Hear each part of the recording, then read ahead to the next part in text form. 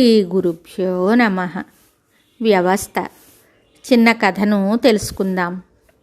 ఏ వ్యవస్థ నడపాలన్నా ఆ వ్యవస్థ అభివృద్ధి కోసం ఆ నడిపే వ్యక్తికి కొంత అవస్థ తప్పదు. ఎందుకంటే ఏ వ్యవస్థ అయినా కొంతమంది వ్యక్తుల సముదాయంతో నడుస్తుంది. ఆ వ్యవస్థ గురించి ఎవరి అభిప్రాయాలు వారికి ఉంటాయి. వారందరి అభిప్రాయాలను ఏకీకృతం చేసి మంచి నిర్ణయాన్ని అమలు చేసేవారే ఆ వ్యవస్థ యజమాని. ఎవరిని నొప్పించకుండా అందరిలోని మంచి అభిప్రాయాన్ని తెలుసుకుని ఆ ఆలోచనని అమలు జరపడం అంత తేలికైన విషయం కాదు. వ్యవస్థ సజావుగా సాగాలంటే ఆ వ్యవస్థలోని భాగస్వాములను నొప్పించకుండా అందరికీ మంచి జరిగేలా చూడాలి. అప్పుడే ఏ వ్యవస్థ అయినా అభివృద్ధి పదంలో ఉంటుంది. ఏ వ్యవస్థ నిలబడాలన్నా ఆ వ్యవస్థను నడిపేవారు అక్కడి పరిస్థితులకు కొంత రాజీ పడాలి. అందులో కొన్ని లోటుపాట్లు ఉన్నా సమభావంతో చూడాలి.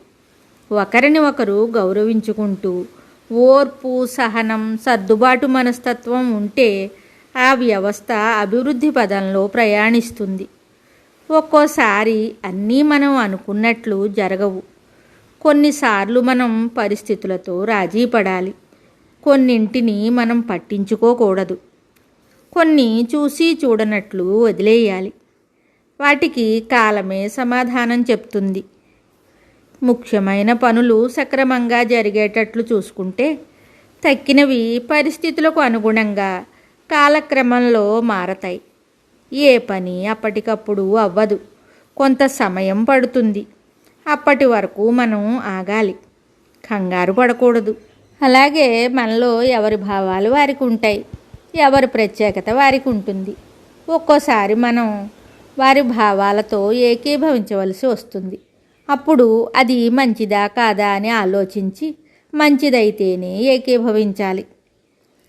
ఇతరులు చెప్పిన ప్రతిదీ తిరస్కరించనూకూడదు, అలా అని ఆమోదించకూడదు. మంచి చెడులు యోచించాలి. అలాగే మన కుటుంబ వ్యవస్థ కూడా అంతే. వేరువేరు ప్రదేశాల నుంచి వేరువేరు భావాలతో ఇద్దరు భార్యాభర్తలుగా కలుస్తారు. పెళ్ళి కాకముందు ఎవరికి వారు గొప్ప, పెళ్ళయ్యాక ఇద్దరూ కలిసి ఉంటేనే గొప్ప. ఇద్దరి అభిప్రాయాలు, అభిరుచులు కలవాలి. ఒకరిని ఒకరు గౌరవించుకోవాలి. ఇద్దరిలోనూ సర్దుబాటు మనస్తత్వం ఉండాలి. నీవి నావి అని కాకుండా మన అనే భావం ఇద్దరిలోనూ ఉండాలి.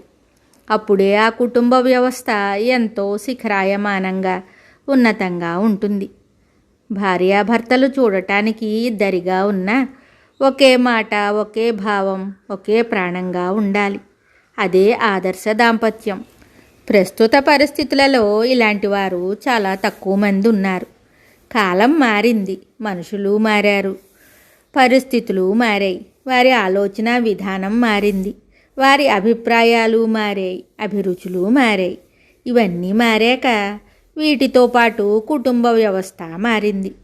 కాకపోతే అన్నింటికన్నా కొంచెం ఎక్కువ ఆధిక్యతతో కూడిన మార్పు కుటుంబ వ్యవస్థలో వచ్చింది. ఆ మార్పుతో కుటుంబ వ్యవస్థ ఉనికిని కోల్పోయింది. మనం అందరం చదువుకుని పొందిన జ్ఞానంతో సంపాదించిన అభివృద్ధిలో భాగంగానే కుటుంబ వ్యవస్థ కనుమరుగైపోతోంది. దీని స్థానంలో ఏ వ్యవస్థలు వస్తాయో చూడాలి. మనం సాధించిన అభివృద్ధి చూసి మనమే ఆశ్చర్యపోయేలా పరిస్థితులు మారాయి. ఇంకా ఏ మార్పులు వస్తాయో, ఏ వ్యవస్థలు కనుమరుగవుతాయో కాలమే నిర్ణయించాలి. మార్పు సమాజ హితం కోసం ఉపయోగపడాలి, వినాశనానికి దారి తీయకూడదు. కుటుంబ వ్యవస్థ బాగుంటేనే సమాజం బాగుంటుంది. అన్ని వ్యవస్థలకు జీవనాడి మన కుటుంబ వ్యవస్థ. దాన్ని పదిలంగా కాపాడుకోవలసిన బాధ్యత మన అందరిదీను. ఆ వ్యవస్థ పట్ల మనకు చులకన భావం ఉండకూడదు. దాని పట్ల మనకు గౌరవభావం ఉండాలి. ఏ వ్యవస్థ అయినా పదిలంగా ఉండాలంటే ఆ వ్యవస్థలోని వ్యక్తులే కారణం. కుటుంబ గౌరవాన్ని, ఆ వ్యవస్థ పట్ల మనకు ఉన్న నమ్మకాన్ని మనం కాపాడుకోవాలి. ఇది మనందరి బాధ్యత. మనది వసుధైక కుటుంబం. చిన్న చిన్న నీటి బిందువులే సముద్రంగా మారినట్లు చిన్న చిన్న కుటుంబాలన్నీ కలిసి వసుధైక కుటుంబం అయ్యింది. అంత గొప్ప స్థానము ఉన్న మన కుటుంబ వ్యవస్థను మనం కాపాడుకోవాలి. శుభం.